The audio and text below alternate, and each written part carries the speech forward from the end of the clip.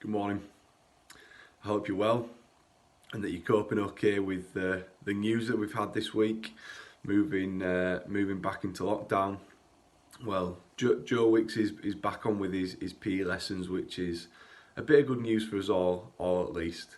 This morning, I want to encourage us to choose hope, and the start of that is trusting in God.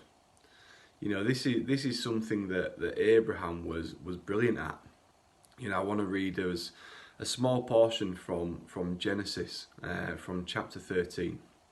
It says this, it says, "And Lot lifted up his eyes and saw that the Jordan Valley was well watered everywhere, like the garden of the Lord, like the land of Egypt, in the direction of Zoar." This was before the Lord destroyed Sodom and Gomorrah.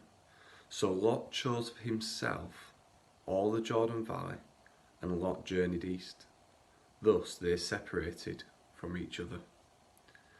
You know, I wonder if we would trust enough to willingly take the worst portion, because that's what Abraham did.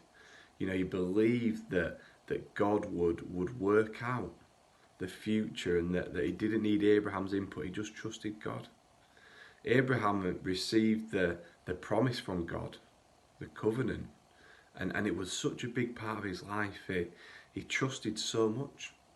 You know, he went with his nephew Lot, seeking that promised place, and it wasn't a straightforward journey. You know, it wasn't an A to B. It zigzagged. You know, and it wandered around at times. You know, and at certain times they're even walking away from the target that God had promised. But years later, Lot and Abraham's families and belongings had grown enough that they needed to split apart because the land couldn't support them both. And that's the bit of Genesis that we were reading there. Abraham, he meets with Lot and he says, you know, you choose the way to go with your people, and I'll go in the opposite way. You know, if Abraham had not trusted in God's ability to bring about what he'd promised, he could have just said, you know, it's my promise, I'll choose, and you take the rest, Lot. But, you know, he didn't do that. And of course we know that Lot was looking at the land, and he chose the best looking land. You know, Abraham ended up with the desert that was in the opposite direction. And it takes an extreme faith and a hope in the promises of God to willingly take the worst portion, believing in God to work it out. And too often we're like Lot. You know, we want the prettiest looking land, the best looking land, and we want it now. And we often don't have the faith or the hope to trust that the better portion will come later on, further down the line, we can't quite see now. You know, we may all be hoping for different things in the year ahead.